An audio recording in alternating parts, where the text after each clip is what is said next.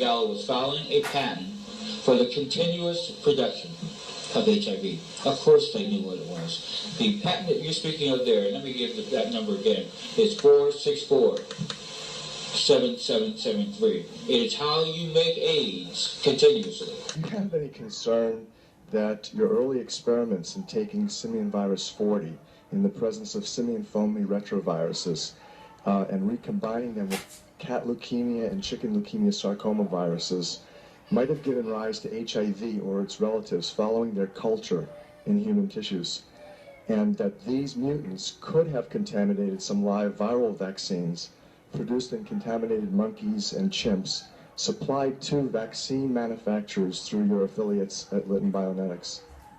Quite frankly, I don't know what the hell you're talking about.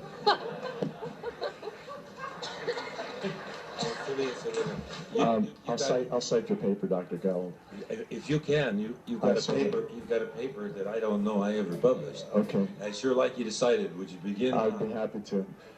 National Academy of Sciences, 1970, Gallo et al. It was an oral presentation that you presented before NATO and NATO audiences in Merle, Belgium. You published it. It's in the National Academy. So I'll be happy to show you the paper. Stop. I mean, this is beyond asinine. These documents, including the U.S. government contracts, best explain how AIDS emerged on two far-removed continents in black Africans and gay New Yorkers by 1978. These were precisely the populations that received the first hepatitis B vaccines, produced in Lytton's chimpanzees just 4 years earlier. It was really hard for me to consider that someone might actually be suppressing cures. And cancer has run through my family like a raging river. I found out that it's all about patents. If a pharmaceutical company can patent and make money from treatment, especially one that we have to keep on using, then that's what we get. Otherwise, we don't even hear about it. It's not just Rive who got shut down. Reen Case had an old Indian Ojibwe formula that was effective. Harry Hoxsey and Max Gerson had natural remedies that worked. But you know, if you go and you look them up, the AMA makes them sound like complete quacks. And that's where following the money has been so helpful, because the same powers who control the AMA and their research and funding control the pharmaceuticals. So there's a multi-trillion-dollar financial incentive to suppress cures that can't be patented. On Tuesday morning, delegates from Virginia and Rhode Island were on their way to lead that fight when their bus driver refused to stop at the convention center 3 times, circling the building, then leaving the area altogether. And when they returned to the convention center, well, the delegates had already missed their chance to vote on this issue. One of those Virginia delegates, Matthew Hurt, tweeted as this was going on. Take a look. Morton Blackwell is on a bus outside the Rules Committee where he's needed to fight for grassroots conservatives. We have looped around the GOP convention twice and driven away from it. Rules Committee member Morton Blackwell still on the bus. So who is this Morton Blackwell that was trapped on this bus with Virginia delegates? Blackwell is a member of the RNC Rules Committee, and he was the most ardent advocate opposed to the rules change. Now, inside the convention hall, delegates who did make it, they were asked by Speaker of the House John Boehner to vote on adopting this new rule. Now listen as the vote is taken. The question is on the adoption of the resolution.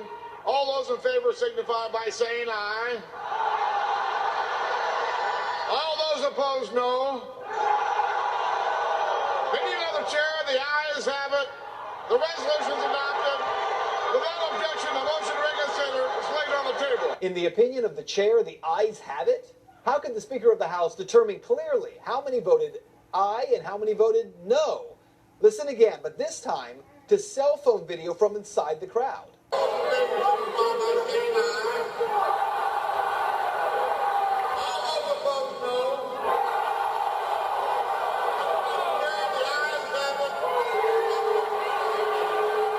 Well, maybe there's a good reason, a really good reason, that Boehner claimed the ayes had it. Today, incredible cell phone video was released as delegates stood by and videotaped the teleprompter that Speaker Boehner was reading from.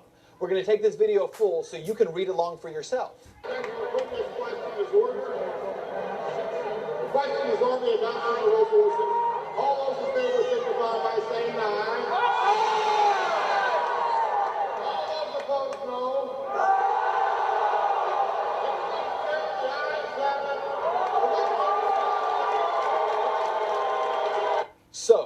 The most controversial rule in the Republican Party history, according to countless conservatives, wasn't voted through at all. It was scripted. Despite the shouts of what at least half the room of delegates appeared to have been voting, Boehner just read along with the script. In covert